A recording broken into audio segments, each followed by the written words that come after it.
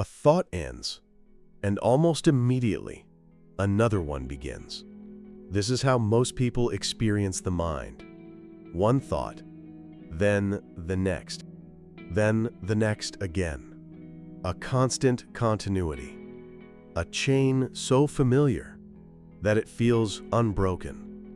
But the chain is not unbroken. There is a moment in between.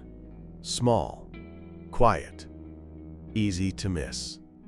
A moment after a thought ends, and before another one takes its place. Most people never notice it.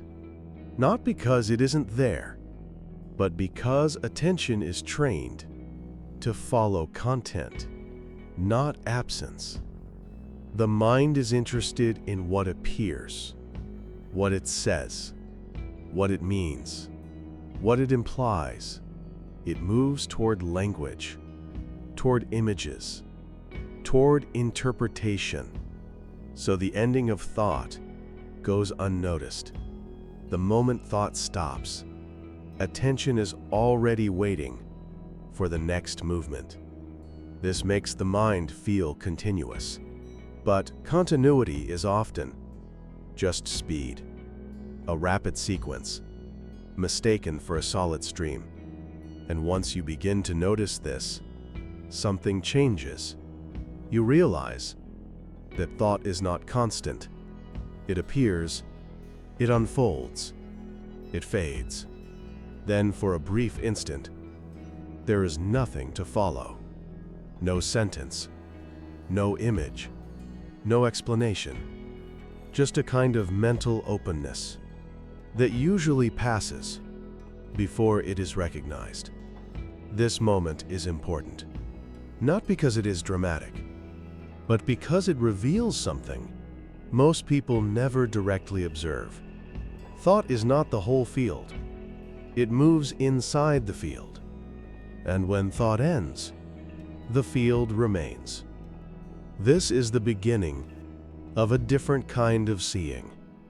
Not seeing the content of the mind, but seeing what remains when content is absent. At first, this feels almost impossible to notice. The gap is brief. The habit of following thought is strong. You may think there is nothing there, but what feels like nothing is often just the absence of mental commentary. And because the mind is so accustomed to commentary, its absence can feel empty. But empty is not the right word. Empty suggests lack. This moment is not lack. It is unfilled. There is awareness, but not yet content. Attention is present, but not yet occupied. And that is why the moment is so subtle. Nothing in it demands focus. A thought demands focus.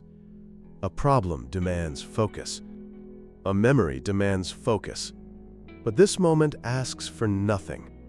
It is simply there, briefly, before habit resumes. This is why it is usually missed. The mind does not know how to value what does not call for it. So it moves on. Another thought appears. Another sentence forms. Another interpretation begins. And the old continuity returns. But once the gap has been noticed, even once, something becomes difficult to ignore. You begin to sense that the mind is not a wall of thought. It is movement inside something quieter. And that quieter background is not created by effort. It was already there. Thought was only passing through it. This is the first experiment of Series C. Not to stop thought, not to control it, not to replace it, only to notice what happens for a moment after it ends. Once this is noticed, the relationship with thought begins to change. Not because thought disappears, but because it is no longer the only thing being seen. Before this, thought feels total. It fills the space. It defines the moment. It becomes the whole experience. But when the gap is noticed, even briefly, thought loses a certain authority. You begin to see that it comes and goes. And whatever comes and goes cannot be the whole of what is here. This changes observation. Instead of being pulled immediately into the next thought, there is a possibility of staying for 1 second longer in the moment after it ends. That second feels unusual. There is nothing to solve, nothing to conclude, nothing to become. And because there is nothing to do, the mind often interprets the moment as unimportant. It wants movement. It wants continuity. It wants the next object. But this quiet interval reveals something more fundamental than the objects that pass through it. It reveals that awareness does not depend on thought. Thought appears within awareness. It is noticed, followed, believed, and then it fades. But awareness remains. This is not a theory. It is not a belief. It is something that can be observed directly. A thought ends. For a brief moment, there is no replacement. And yet, you are still here, still aware, still present, still able to notice. That matters, because the mind usually gives all significance to what is happening, not to the fact that happening is being noticed. This experiment reverses that. It shifts attention from content to the space around content, not to escape thought, but to see it more clearly. When the gap is ignored, thought feels absolute. When the gap is noticed, thought becomes movement, something passing, something forming and dissolving, not a fixed identity, not a solid structure, not the center of everything. This is why the moment after thought can feel strangely intimate. There is less distance created by language, less structure, less interpretation. Experience is simpler there. Not deeper in a dramatic sense, just less crowded.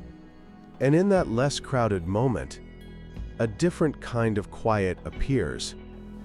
Not the quiet of silence in the room, the quiet of no internal comment for just an instant.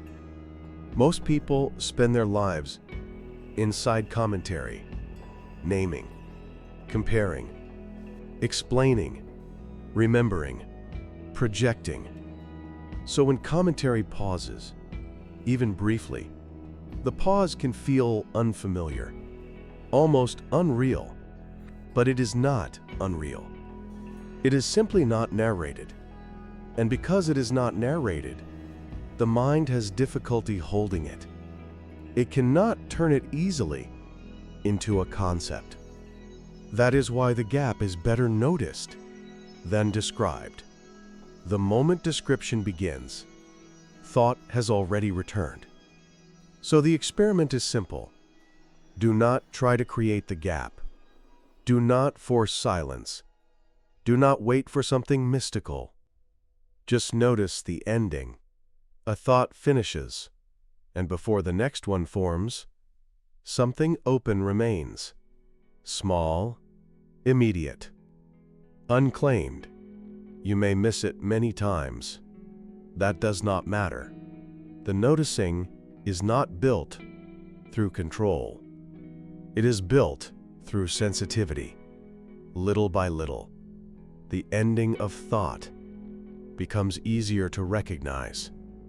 And with that recognition, the mind begins to feel less solid, less continuous, less absolute. Not because it has changed, but because you are now seeing more than its content. You are seeing its rhythm, its appearing, its fading, its interruption. And in that interruption, you begin to discover that stillness was never absent. It was only covered. This is inner cognition.